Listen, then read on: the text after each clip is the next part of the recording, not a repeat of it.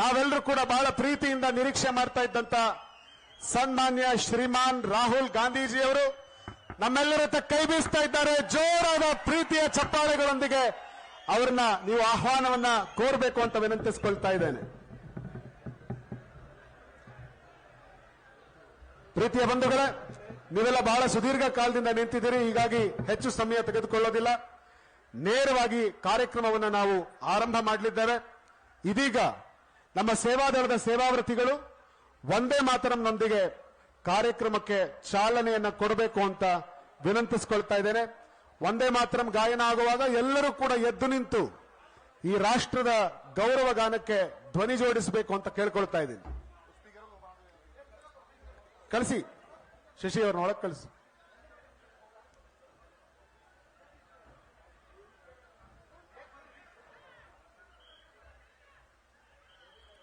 ದಯವಿಟ್ಟು ಎಲ್ಲರೂ ಕೂಡ ಎದ್ದು ನಿಂತ್ಕೊಳ್ಬೇಕು ಅಂತ ವಿನಂತಿಸಿಕೊಳ್ತಾ ಇದ್ದೀನಿ. ನನ್ನೆಲ್ಲ ಕಾಂಗ್ರೆಸ್ ಕಾರ್ಯಕರ್ತರು ಎದ್ದು ನಿಲ್ತು ಒಂದೇ ಮಾತರಂಗೆ ಗೌರವ ಕೊಡಬೇಕಾಗಿ ಈ ಮುಖಾಂತರ ಕೇಳ್ಕೊಳ್ತಾ ಇದ್ದೀನಿ. ಪರೇಡ್ ಸಾವಧಾನ್. ವಂದೇ ಮಾತರಂ, ವಂದೇ ಮಾತರಂ, ಸುಜಲಾಂ ಸುಫಲಾಂ ಮಲಯಜ ಶೀತಲಾಂ ಸಸ್ಯ ಶ್ಯಾಮಲಂ ಮಾತರಂ, ವಂದೇ ಮಾತರಂ. ಶುಭ್ರಜ್ಯೋತ್ಸ್ನ ಪುಲಕಿತಯಾಮಿನಿ ಪುಲ್ಲಕುಸುಮಿತ ಧ್ರುಮದಲ ಶೋಭಿನಿ ಸುಹಾಸಿನಿ ಸುಮಧುರ ಭಾಷಿಣಿ ಸುಖದಾಂ ವರದಾಂ ಮಾತರಂ, ವಂದೇ ಮಾತರಂ, ವಂದೇ ಮಾತರಂ. भारत माता की, भारत माता की, कांग्रेस पार्टी की. ಪ್ರೀತಿಯ ಬಂಧುಗಳೇ, ನಾವೆಲ್ಲರೂ ಕೂಡ ಬಹಳ ನಿರೀಕ್ಷೆ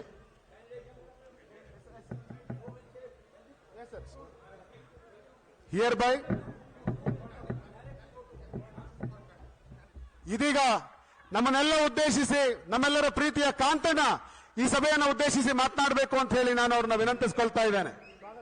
ಜೋರಾದ ಚಪ್ಪಾಳೆಯೊಂದಿಗೆ ಕಾಂತಣ್ಣನನ್ನ ನೀವು ಆಹ್ವಾನವನ್ನ ಕೋರಬೇಕು ಅಂತ ಕೇಳ್ಕೊತಾ ಇದ್ದೀನಿ. LED screen.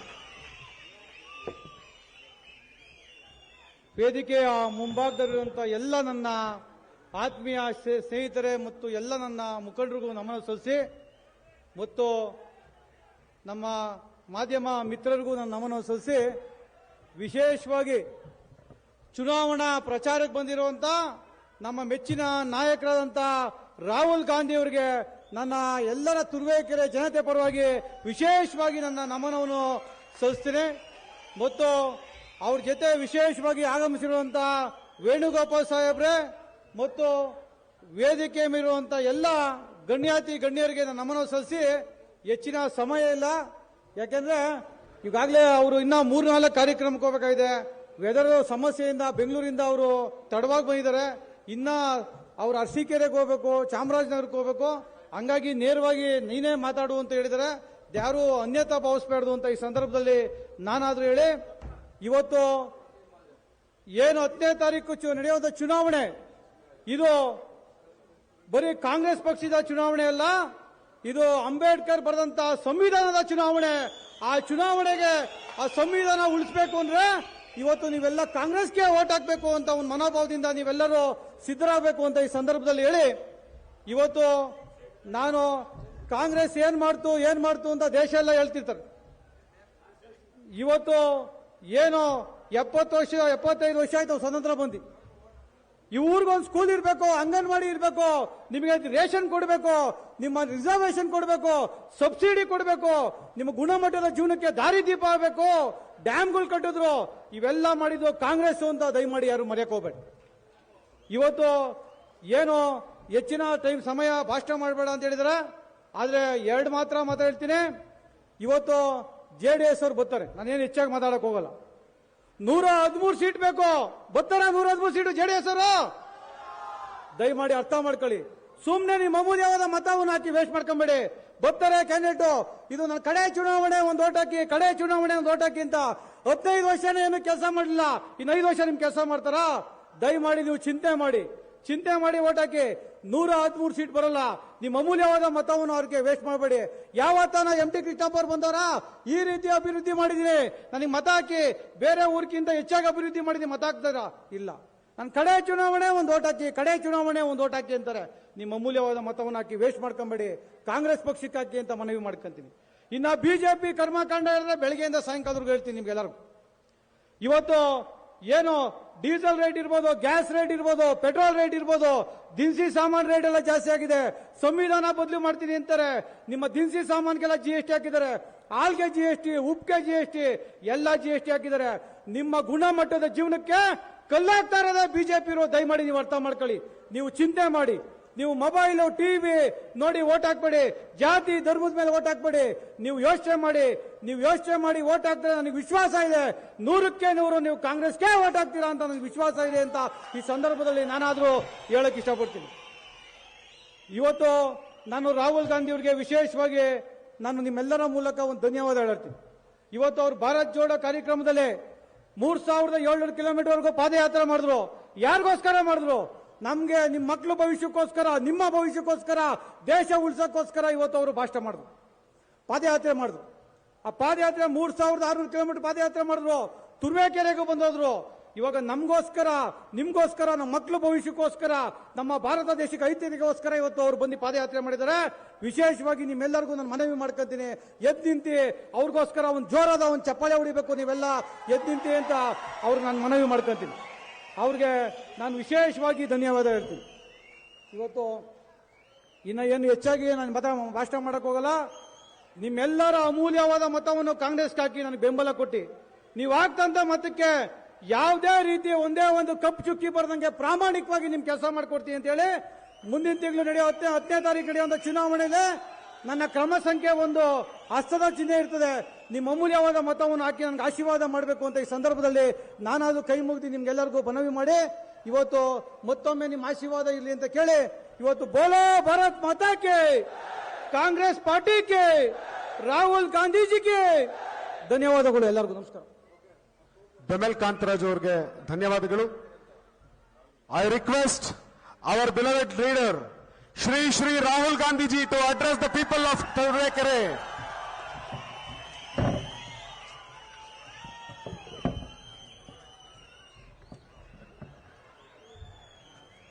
KC वेणुगोपाल जी,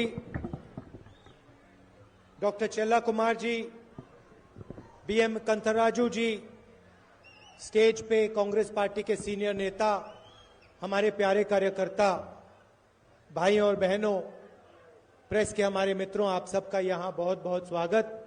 आप दूर से आए हैं, इसके लिए मैं आपका धन्यवाद करता हूं। ವೇದಿಕೆ ಮೇಲೆ ಇರತಕ್ಕಂತ ಸನ್ಮಾನ್ಯ ವೇಣುಗೋಪಾಲ್ ರವರೇ, ಬೆಮೆಲ್ ಕಾಂತರಾಜ್ ಅವರೇ, ವೇದಿಕೆ ಮೇಲೆ ಇರತಕ್ಕಂತ ಎಲ್ಲ ಹಿರಿಯ ನಾಯಕರೇ ಹಾಗೂ ಇಲ್ಲಿರ್ತಕ್ಕಂಥ ಎಲ್ಲ ಮಾಧ್ಯಮದ ಸ್ನೇಹಿತರೇ, ನಿಮ್ಮೆಲ್ಲರಿಗೂ ಕೂಡ ನಾನು ನಮಸ್ಕಾರವನ್ನು ತಿಳಿಸ್ತೇನೆ. कुछ ही दिनों में कर्नाटक में चुनाव है और आपको अपनी सरकार बनानी है। ಕೆಲವೇ ದಿನಗಳಲ್ಲಿ ಕರ್ನಾಟಕದಲ್ಲಿ ಚುನಾವಣೆ ಇದೆ, ನೀವುಗಳು ನಿಮ್ಮ ಸರ್ಕಾರವನ್ನು ಆಯ್ಕೆ ಮಾಡಬೇಕಾಗಿದೆ. आपको याद होगा कि पिछले चुनाव में आपने बीजेपी की सरकार नहीं चुनी थी। ನಿಮಗೆ ನೆನಪಿದೆ, ಕಳೆದ ಚುನಾವಣೆಯಲ್ಲಿ ನೀವು ಬಿಜೆಪಿಗೆ ಮತವನ್ನು ಕೊಟ್ಟಿಲ್ಲ, ಅವರನ್ನು ಆಯ್ಕೆ ಮಾಡಿಲ್ಲ. बीजेपी ने एमएलए को पैसा देकर लोकतंत्र को नष्ट करके कर्नाटक में सरकार चोरी की थी। ಆದರೆ ಈ ಬಿಜೆಪಿಯವರು ಎಂಎಲ್ಎಗಳಿಗೆ ಹಣವನ್ನು ಕೊಟ್ಟು ಅವ್ರನ್ನ ಖರೀದಿ ಮಾಡಿ ಲೋಕತಂತ್ರವನ್ನು ಹಾಳು ಮಾಡಿ ಅವರು ಇವತ್ತು ಸರ್ಕಾರವನ್ನು ಮಾಡಿದ್ದಾರೆ. और पिछले 3 सालों से आप देख रहे हो कि बीजेपी ने कर्नाटक में सिर्फ भ्रष्टाचार किया है। ಕಳೆದ 3 ವರ್ಷಗಳಲ್ಲಿ ನೀವು ನೋಡ್ತಾ ಇದ್ದೀರಾ, ಈ ಬಿಜೆಪಿಯವರು ಕರ್ನಾಟಕದಲ್ಲಿ ಕೇವಲ ಭ್ರಷ್ಟಾಚಾರವನ್ನು ಮಾತ್ರ ಮಾಡ್ತಾ ಇದ್ದಾರೆ. और कर्नाटक की जनता ने बीजेपी की सरकार को 40% की सरकार कहा है। ಕರ್ನಾಟಕದ ಜನ ಈ ಬಿಜೆಪಿ ಸರ್ಕಾರವನ್ನ 40% ಸರ್ಕಾರ ಅಂತ ಕರೀತಾ ಇದ್ದಾರೆ. मतलब जो भी ये काम करते हैं छोटा से छोटा काम हो, बड़ा काम हो, कर्नाटक की जनता से 40% कमीशन चोरी करते हैं। ಇಲ್ಲಿ ಯಾವುದೇ ಕೆಲಸ ಆದರೂ, ಅತ್ಯಂತ ಪುಟ್ಟ ಕೆಲಸ ಆದರೂ ಕೂಡ, ಅತ್ಯಂತ ದೊಡ್ಡ ಕೆಲಸ ಆದರೂ ಕೂಡ ಕರ್ನಾಟಕ ಜನ 40% ಭ್ರಷ್ಟಾಚಾರವನ್ನ, ಕರಪ್ಷನ್ ಅನ್ನ ಕೊಡಬೇಕಾದಂತ ಅನಿವಾರ್ಯತೆ ನಿರ್ಮಾಣ ಆಗಿದೆ. सरकार का काम जनता को उनका पैसा देने का होता है। ಸರ್ಕಾರದ ಕೆಲಸ ಜನರಿಗೆ ಅವರ ಹಣನ ಕೊಡೋದು ಅವರ ಕೆಲಸ ಆಗಿರುತ್ತೆ. सरकार का काम शिक्षा में, स्वास्थ्य में, सड़कों में पैसा डालने का होता है। ಸರ್ಕಾರದ ಕೆಲಸ ಏನು ಅಂದ್ರೆ ಶಿಕ್ಷಣದಲ್ಲಿ, ಆರೋಗ್ಯದಲ್ಲಿ ಮತ್ತು ರಸ್ತೆ ನಿರ್ಮಾಣದಲ್ಲಿ ಹಣವನ್ನು ತೊಡಗಿಸೋದು ಸರ್ಕಾರದ ಕೆಲಸ ಆಗಿರುತ್ತೆ. बीजेपी सरकार ने पैसा डाला नहीं, पैसा निकाला। ಆದರೆ ಬಿಜೆಪಿ ಸರ್ಕಾರ ಈ ಕೆಲಸಗಳಿಗೆ ಹಣವನ್ನು ಹಾಕಲಿಲ್ಲ. आपकी जेब से, किसानों की जेब से, मजदूरों, छोटे दुकानदारों की जेब से इन्होंने पैसा निकाला। ಹಣ ಹಾಕೋದ್ರ ಬದಲಿಗೆ ನಿಮ್ ಜೇಬುಗಳಿಂದ, ರೈತರ ಜೇಬಿನಿಂದ, ಕೂಲಿ ಕಾರ್ಮಿಕರ ಜೇಬಿನಿಂದ, ಬಡವರ ಜೇಬಿನಿಂದ ಅವರು ಹಣವನ್ನು ಕಿತ್ಕೊಂಡಿದ್ದಾರೆ. 40% हर काम में, ಎಲ್ಲ ಕೆಲಸಗಳ ಮೇಲೆ 40% ದೋಚಿದ್ದಾರೆ. और ये बात नहीं है कि प्रधानमंत्री को ये नहीं मालूम। ಇದು ಪ್ರಧಾನಮಂತ್ರಿ ಅವರಿಗೆ ಗೊತ್ತಿಲ್ಲ ಅಂತ ಏನಿಲ್ಲ. प्रधानमंत्री को सब कुछ मालूम है। ಪ್ರಧಾನಮಂತ್ರಿ ಅವರಿಗೆ ಎಲ್ಲ ಗೊತ್ತಿದೆ. यहां पे कॉन्ट्रैक्टर्स एसोसिएशन ने नरेंद्र मोदी जी को चिट्ठी लिखी और उनको कहा कि कर्नाटक में 40% कमीशन हर काम पे लिया जा रहा है। ಇಲ್ಲಿ ಕಾಂಟ್ರಾಕ್ಟರ್ಸ್ ಅಸೋಸಿಯೇಷನ್ ಅವರು ನಾವು ಮಾಡೋ ಪ್ರತಿ ಕೆಲಸಕ್ಕೂ ಕೂಡ 40% ನಮ್ಮ ಹತ್ರ ಲಂಚ ಕೇಳ್ತಾ ಇದ್ದಾರೆ ಅಂತ ಹೇಳಿ ಪ್ರಧಾನಮಂತ್ರಿಗಳಿಗೆ ಪತ್ರ ಬರೆದಿದ್ದಾರೆ. दिंगेश्वर स्वामी जी ने कहा कि मुझसे 30% कमीशन लिया गया है। ದಿಂಗಾಲೇಶ್ವರ ಸ್ವಾಮಿಗಳು ಒಬ್ಬರು ಮಠಾಧೀಶರು ಕೂಡ ಹೇಳ್ತಾ ಇದ್ದಾರೆ, ನನ್ನ ಹತ್ರ ಕೂಡ ಈ ಸರ್ಕಾರ 30% ತಗೊಂಡಿದ್ದಾರೆ ಅಂತ. यहां पुलिस सब इंस्पेक्टर स्कैम हुआ, असिस्टेंट प्रोफेसर स्कैम हुआ, असिस्टेंट इंजीनियर स्कैम हुआ, कोऑपरेटिव बैंक स्कैम हुआ। ಇಲ್ಲಿ ಪೊಲೀಸ್ ಸಬ್ ಇನ್ಸ್ಪೆಕ್ಟರ್ ಅಪಾಯಿಂಟ್ಮೆಂಟ್ ಅಲ್ಲಿ ಸ್ಕ್ಯಾಮ್ ಆಗಿದೆ, ಜೊತೆಗೆ पुलिस, ಎಂಜಿನಿಯರ್ಸ್ ಅಪಾಯಿಂಟ್ಮೆಂಟ್ ಅಲ್ಲಿ ಸ್ಕ್ಯಾಮ್ ಆಗಿದೆ, cooperative bank scam, cooperative bank sector ನಲ್ಲಿ ಸ್ಕ್ಯಾಮ್ ಆಗಿದೆ. ಪ್ರತಿ ಹಂತದಲ್ಲಿ ಕೂಡ ಇಲ್ಲಿ ಸ್ಕ್ಯಾಮ್ ಆಗಿದೆ. और बीजेपी के एमएलए ने स्वयं कहा, मीडिया को कहा कि कर्नाटक में सीएम की कुर्सी 2500 करोड़ के लिए बिकती है। ಬಿಜೆಪಿಯ ಎಂಎಲ್ಎನೇ ಸಾರ್ವಜನಿಕವಾಗಿ ಹೇಳಿದಾನೆ, 2,500 ಕೋಟಿ ಕೊಟ್ಟು ಈ ಕರ್ನಾಟಕದಲ್ಲಿ ಮುಖ್ಯಮಂತ್ರಿ ಆಗಿದ್ದಾರೆ ಇವರು ಅಂತ. तो प्रधानमंत्री को ये चीजें मालूम है, ये छुपी नहीं है। ಪ್ರಧಾನಮಂತ್ರಿಗಳಿಗೆ ಇದೆಲ್ಲವೂ ಕೂಡ ಗೊತ್ತಿದೆ, ಗೊತ್ತಿಲ್ಲ ಅಂತೇನಿಲ್ಲ. अगर कर्नाटक के हर बच्चे को ये मालूम है तो हिंदुस्तान के प्रधानमंत्री को भी ये मालूम होगा। ಕರ್ನಾಟಕದಲ್ಲಿರುವಂತಹ ಪ್ರತಿ ಮಗುಗೂ ಇದು ಗೊತ್ತಿದೆ ಅಂತ ಅಂದಮೇಲೆ ಈ ದೇಶದ ಪ್ರಧಾನಮಂತ್ರಿಗೂ ಕೂಡ ಇದು ಗೊತ್ತಿರಲೇಬೇಕು. तो मेरा सवाल नरेंद्र मोदी जी से यह है कि पिछले 3 सालों में जब आपको मालूम था कि कर्नाटक में 40% चोरी हो रही है तो आपने क्या किया? ನಾನು ಪ್ರಧಾನಮಂತ್ರಿ ಕೇಳಲಿಕ್ಕೆ ಬಯಸ್ತೇನೆ, ಇಷ್ಟೆಲ್ಲ ಅನ್ಯಾಯ ಆಗ್ತಿದೆ ಅಂತ ನಿಮಗೆ ಗೊತ್ತಿದ್ರು ಕೂಡ ಕಳೆದ 3 ವರ್ಷದಿಂದ ನೀವು ಇದನ್ನು ನಿಲ್ಲಿಸೋದಕ್ಕೆ ಏನ್ ಮಾಡಿದೀರಾ? आपने चोरी को रोकने की कोशिश की? ನೀವು ಈ ಒಂದು ಲೂಟಿಯನ್ನ ನಿಲ್ಲಿಸುವಂತ ಪ್ರಯತ್ನ ಮಾಡಿದೀರಾ? आपने भ्रष्टाचारियों को पकड़ने की कोशिश की? ನೀವು ಈ ಭ್ರಷ್ಟರನ್ನ ಹಿಡಿಯೋದಕ್ಕಾಗಿ ಏನ್ ಮಾಡಿದೀರಾ? आपने एक कदम नहीं उठाया। ಒಂದೇ ಒಂದು ಹೆಜ್ಜೆ ಕೂಡ ನೀವು ಇಟ್ಟಿಲ್ಲ. क्यों नहीं उठाया? ಯಾಕೆ ಇಡ್ಲಿಲ್ಲ? और अगर आप आज आते हो, कर्नाटक की जनता से वोट मांगने आते हो, ನೀವು ಕರ್ನಾಟಕಕ್ಕೆ ಬರ್ತೀರಿ, ಕರ್ನಾಟಕ ಜನರನ್ನ ವೋಟ್ ಕೇಳಕ್ ಬರೋದೇ ಆದ್ರೆ तो आपको यह समझाना चाहिए कि जब कर्नाटक की जनता से 3 साल के लिए 40% चोरी किया जा रहा था तो हिंदुस्तान के प्रधानमंत्री ने क्या एक्शन लिया, क्या डिसीजन लिया, रोकने की कैसे कोशिश की, यह बताना चाहिए। ಕರ್ನಾಟಕ ಜನರನ್ನು ವೋಟ್ ಕೇಳೋದಕ್ಕಿಂತ ಮುಂಚೆ ಈ ದೇಶದ ಪ್ರಧಾನಮಂತ್ರಿ ಜನರಿಗೆ ಹೇಳಬೇಕು, ಕಳೆದ 3 ವರ್ಷಗಳಿಂದ ಈ ಒಂದು 40% ಭ್ರಷ್ಟಾಚಾರವನ್ನು ನಿಲ್ಲಿಸೋದಕ್ಕೋಸ್ಕರ ಯಾವ ಕೆಲಸ ನಾವು ಮಾಡಿದೀವಿ ಅನ್ನೋದನ್ನ ಜನರಿಗೆ ಮೊದಲು ಹೇಳಬೇಕು. अब मैंने आपको कहा कि सरकार का काम जनता को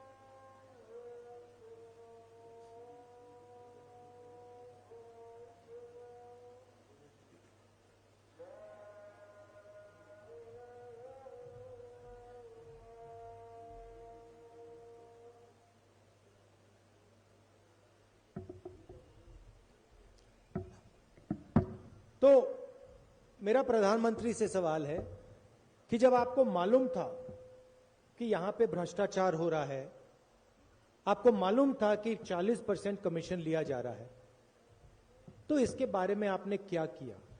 अपने भाषण में कर्नाटक की जनता को आप ये बताइए कि जब मुझे पता लगा कि 40% कमीशन लिया जा रहा था तो मैंने ये और ये किया.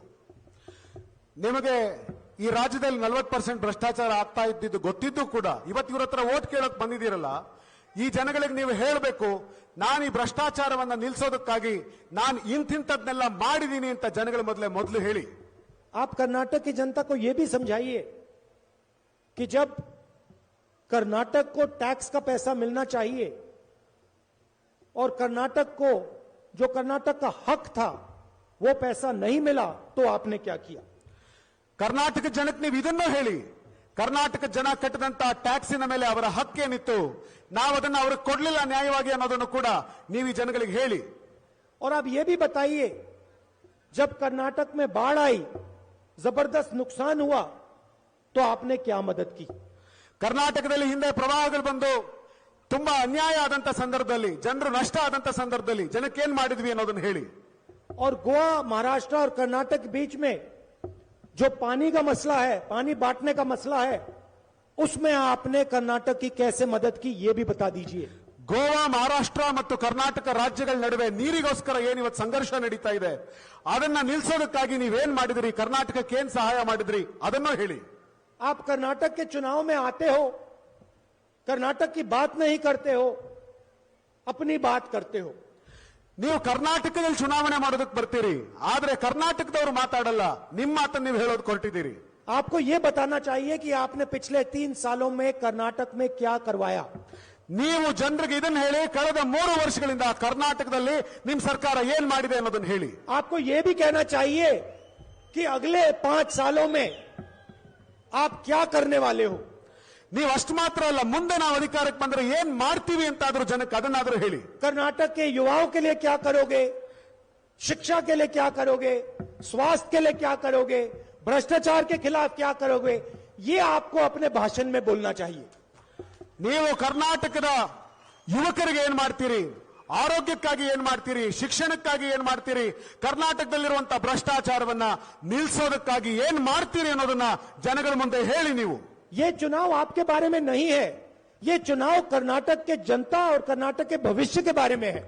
ಈ ಚುನಾವಣೆ ನಿಮಗಾಗಿ ನಡೀತಿರೋದಲ್ಲ, ಚುನಾವಣೆ ನಡೀತಿರೋದು ಕರ್ನಾಟಕದ ಜನರಿಗೋಸ್ಕರ, ಕರ್ನಾಟಕದ ಜನರ ಭವಿಷ್ಯಕ್ಕೋಸ್ಕರ ನಡೀತಾ ಇರುವಂತಹ ಚುನಾವಣೆ ಇದು. आप कहते हो कि कांग्रेस ने मेरे ऊपर 91 बार आक्रमण किया. ನೀವು ಕಾಂಗ್ರೆಸ್ ನನ್ನ ಮೇಲೆ ಅನೇಕ ಬಾರಿ ಆಕ್ರಮಣ ಮಾಡ್ತು ಅಂತ ಹೇಳ್ತೀರಿ, मगर आप ये कभी नहीं कहते हो कि कर्नाटक के लिए मैंने क्या किया. ಆದ್ರೆ ನೀವು ಯಾವತ್ತೂ ಹೇಳಿಲ್ಲ ಕರ್ನಾಟಕಕ್ಕೆ ನಾನೇನು ಮಾಡಿದೆ ಅನ್ನೋದನ್ನ ಹೇಳ್ತಾ ಇಲ್ಲ. अगले भाषण में आप ये बताइए कर्नाटक की जनता को कि पिछले 3 सालों में आपने कौन सी चीजें की और अगले 5 सालों में आप क्या करने जा रहे हो. ನೀವು ಮತ್ತೆ ಕರ್ನಾಟಕ ಜನಕ್ಕೆ ಮಾತಾಡೋದಾದ್ರೆ ಕಳೆದ 3 ವರ್ಷದಲ್ಲಿ ಕನ್ನಡಿಗರಿಗೆ ನಾನು ಏನ್ ಕೊಟ್ಟೆ ಅನ್ನೋದನ್ನ ಹೇಳಿ. ಧೈರ್ಯ ಇದ್ರೆ ನೀವು ಮತ್ತೆ ಮುಂದೆ ಸರ್ಕಾರ ಬಂದ್ರೆ ಏನ್ ಮಾಡ್ತೀವಿ ಅನ್ನೋದನ್ನ ಹೇಳಿ ನೀವು. और दूसरी बात, जैसे हम यहां आते हैं, हम भाषण देते हैं, हम अपनी नेताओं के बारे में बात करते हैं. ಮತ್ತೆ ನಾವಿಲ್ಲಿ ಬಂದಾಗ ನಾವಿಲ್ಲಿಗೆ ಬರ್ತೀವಿ, ಭಾಷಣ ಮಾಡ್ತೀವಿ, ನಮ್ಮ ನಾಯಕರುಗಳ ಬಗ್ಗೆ ಹೇಳ್ತೀವಿ. सिद्धरमैया जी ने क्या किया, डीके शिव कुमार जी क्या करते हैं. ನಾವು ಸಿದ್ದರಾಮಯ್ಯನವರು ಈ ರಾಜ್ಯಕ್ಕೆ ಏನ್ ಮಾಡಿದ್ರು, ಡಿ ಕೆ ಶಿವಕುಮಾರ್ ಅವರು ಏನ್ ಮಾಡಿದ್ರು ಅನ್ನೋದ್ರ ಬಗ್ಗೆ ಹೇಳ್ತೀವಿ. हम सब नेताओं के नाम लेते हैं. ನಾವೆಲ್ಲ ನಾಯಕರುಗಳ ಹೆಸರು ಹೇಳಿ ಅವ್ರು ಕೊಟ್ಟಂತ ಕೊಡುಗೆ ಬಗ್ಗೆ ಹೇಳ್ತೇವೆ. आप आते हो, आप अपने चीफ मिनिस्टर का नाम तक नहीं लेते हो, आप येदुरप्पा जी का नाम तक नहीं लेते हो. ಆದ್ರೆ ನೀವು ಬರ್ತೀರಾ, ನಿಮ್ ಮುಖ್ಯಮಂತ್ರಿ ಹೆಸರು ಹೇಳಲ್ಲ, ಯಡಿಯೂರಪ್ಪನವ್ರ ಹೆಸರು ಕೂಡ ಹೇಳಲ್ಲ, ಹಂಗೆ ಮಾತಾಡೋಗ್ತೀರಾ. आपके भाषण सिर्फ नरेंद्र मोदी जी के बारे में होते हैं. ನಿಮ್ ಭಾಷಣ ಬರೀ ನರೇಂದ್ರ ಮೋದಿ ಬಗ್ಗೆ ಮಾತ್ರ ಆಗಿರುತ್ತೆ. 1-2 बार आप येदुरप्पा जी का भी नाम ले लीजिए, बोम्मई जी का भी नाम ले लीजिए, उनको अच्छा लगेगा.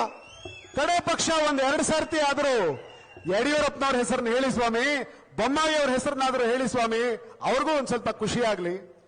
अब मैं थोड़ा कहना चाहता हूं कि कांग्रेस पार्टी कर्नाटक के लिए, कर्नाटक के युवाओं के लिए, किसानों के लिए, मजदूरों के लिए क्या करने जा रही है. ನಾನು ನಮ್ಮ ಸರ್ಕಾರ ಕರ್ನಾಟಕದಲ್ಲಿ ಕರ್ನಾಟಕದ ರೈತರಿಗೋಸ್ಕರ, ಕರ್ನಾಟಕದ ಯುವಕರಿಗೋಸ್ಕರ, ಕರ್ನಾಟಕದ ಬಡ ಜನರಿಗೋಸ್ಕರ ಏನ್ ಮಾಡ್ತೀವಿ ಅನ್ನೋದನ್ನ ನಾನು ಹೇಳ್ತೇನೆ. पिछले 3 सालों में आपसे हजारों करोड़ रुपए चोरी किए गए.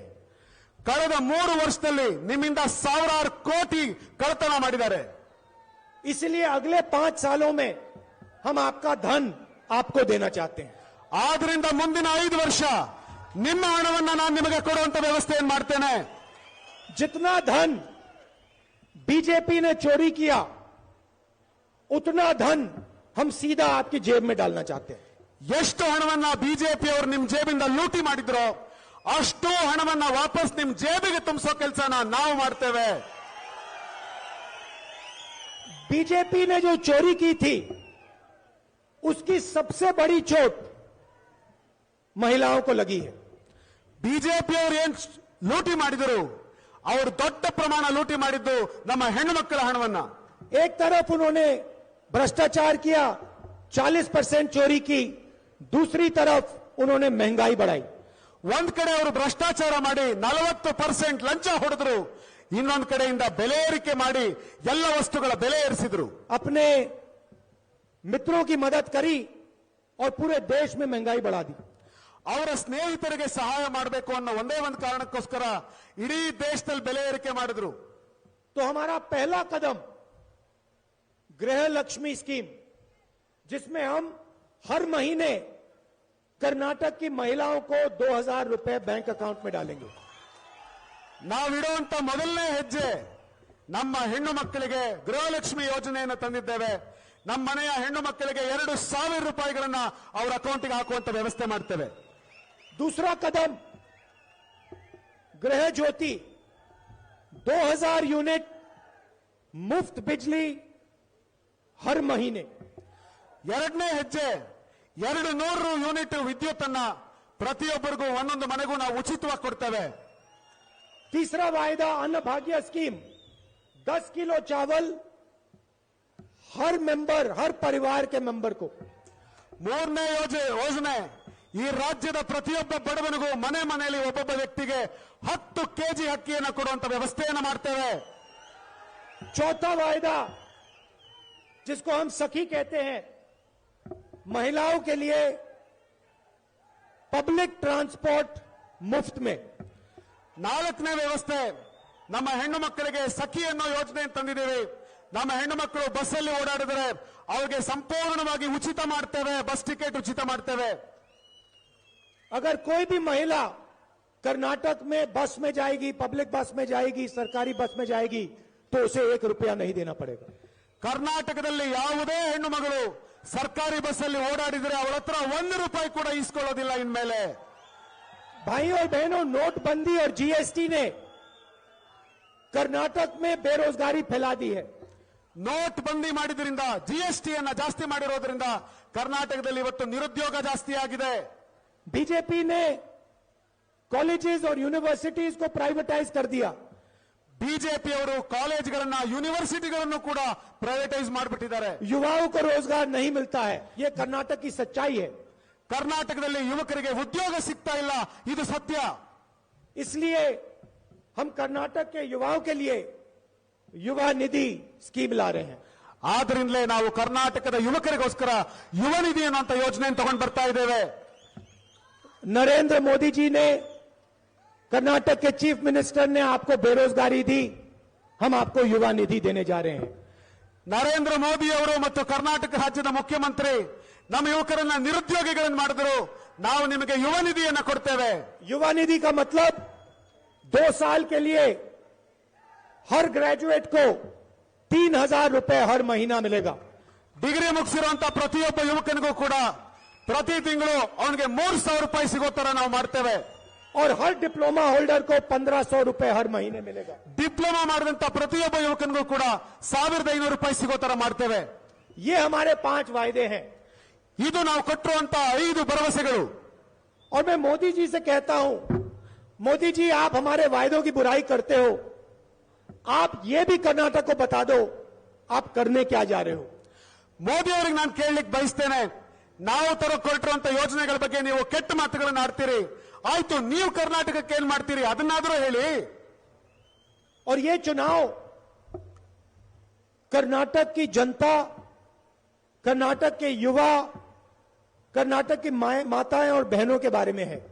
ಈ ಚುನಾವಣೆ ಕರ್ನಾಟಕದ ಜನರು, ಕರ್ನಾಟಕದ ಯುವಕರು ಹಾಗೂ ಕರ್ನಾಟಕದ ತಾಯಂದಿರಿಗೋಸ್ಕರ ನಡೀತಾ ಇರುವಂತ ಚುನಾವಣೆ। ये चुनाव किसी एक व्यक्ति के बारे में नहीं है, नरेंद्र मोदी जी के बारे में नहीं है। ಈ ಚುನಾವಣೆ ಯಾರೋ ಒಬ್ಬ ವ್ಯಕ್ತಿಗಾಗಿ ನಡೀತಿರೋ ಚುನಾವಣೆ ಅಲ್ಲ, ನರೇಂದ್ರ ಮೋದಿ ಅವರಿಗೋಸ್ಕರ ನಡೀತಿರೋ ಚುನಾವಣೆ ಅಲ್ಲ। और प्रधानमंत्री को यह बात समझनी होगी। ಪ್ರಧಾನಮಂತ್ರಿ ಅವರಿಗೆ ಮೊದಲು ಈ ಮಾತು ಅರ್ಥ ಆಗಬೇಕಾಗಿದೆ। आप यहां आए, इतने प्यार से आपने मेरी बात सुनी, इसके लिए मैं आपको दिल से धन्यवाद करता हूं। ನೀವೆಲ್ಲರೂ ಕೂಡ ಇಲ್ಲಿಗೆ ಬಂದ್ರಿ, ಇಷ್ಟು ಪ್ರೀತಿಯಿಂದ ನನ್ನ ಮಾತುಗಳನ್ನ ಕೇಳಿಸ್ಕೊಂಡಿದ್ದೀರಿ, ಹೀಗಾಗಿ ನಾನು ನಿಮಗೆ ಹೃದಯ ತುಂಬಿ ಧನ್ಯವಾದವನ್ನ ಹೇಳಲಿಕ್ಕೆ ಬಯಸ್ತಾ ಇದ್ದೇನೆ। और एक बात याद रखिए, बीजेपी को ये 40 नंबर जो है बहुत अच्छा लगता है। ಆದ್ರೆ ಒಂದ್ ನೆನ್ಪಿಟ್ಕೊಳ್ಳಿ, ಈ ಬಿಜೆಪಿ ಅವರಿಗೆ 40 ಅನ್ನೋ ನಂಬರ್ ಮೇಲೆ ಬಹಳ ಪ್ರೀತಿ ಇದೆ।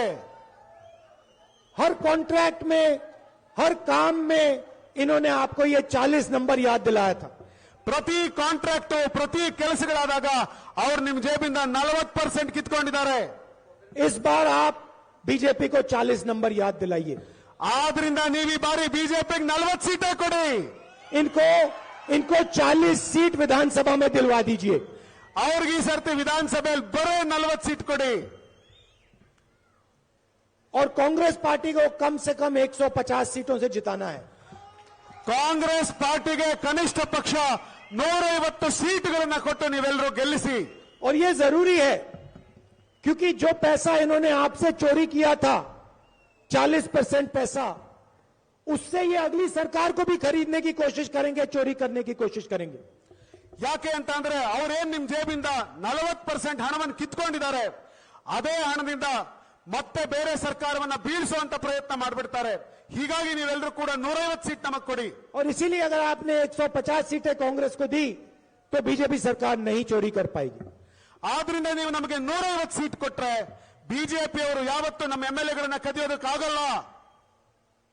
आप सबका बहुत बहुत धन्यवाद, नमस्कार, जय हिंद। ನಿಮ್ಮೆಲ್ಲರಿಗೂ ಕೂಡ ಬಹಳ ಧನ್ಯವಾದ, ಜೈ ಹಿಂದ್।